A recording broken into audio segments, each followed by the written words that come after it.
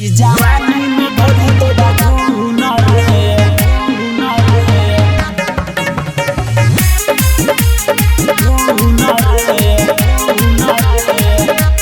जवानी में भरी तोरा तोड़ी के दिलवा पपवाड़े कोइले मिली ना तोरा पून रे अरे बेशरम बारे कारे तोड़ी के दिलवा पपवाड़े कोइले मिली ना तोरा पून रे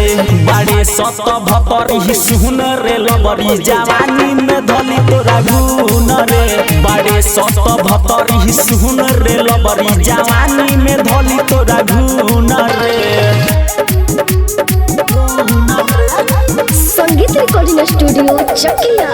जवानी में धली तोरा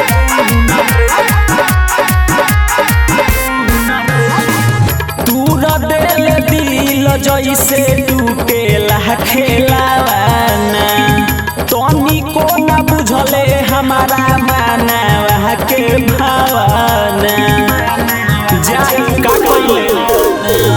तूरा दिल दिल जैसे टूटेला खेलावाना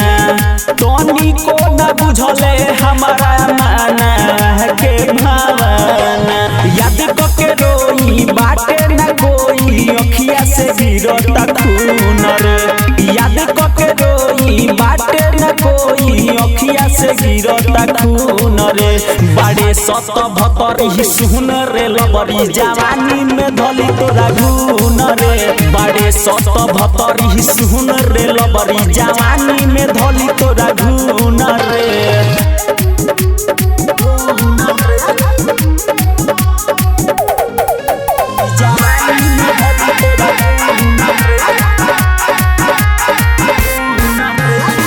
पागल बनी घूमी नहीं तनी को साहोस बा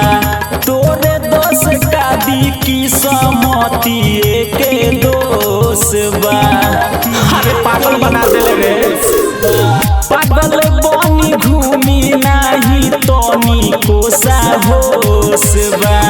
तोरे दोष का दी की समती के दोष बा अरे नयन सूरज कुमार के बतिया के सुन रे अरे नयन सूरज कुमार के बतिया के सुन रे बाड़े सत भतरी सुन रे लबरी जवानी में धली तोरा गुन रे बाड़े सत भतरी सुन रे लबरी जवानी में धली तोरा गुन